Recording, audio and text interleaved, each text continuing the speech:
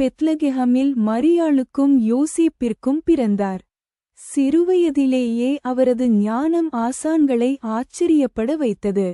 30வது வயதில் அவர் தம்முடைய பிரசங்கங்களைத் தொடங்கினார். காதலும் மன்னிப்பும் தேவனுடைய ராஜ்யத்தையும் குறித்து போதித்தார்.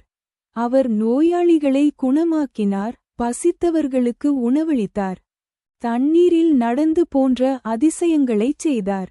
பலர் அவரை தொடர்ந்து வந்தனர், ஆனால் மதத் தலைவர் அவரை பயந்தனர். அவரது சீடர்களில் ஒருவரான யூதாஸ் அவரை துரோகித்தான். இயேசு கைது செய்யப்பட்டார், விசாரணைக்கு உட்பட்டார், சிலுவையில் அறையப்பட்டார்.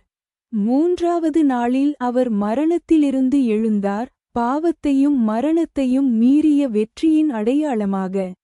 அவரது சீடர்கள் அவருடைய போதனைகளை உலகம் முழுவதும் பரப்பினர்.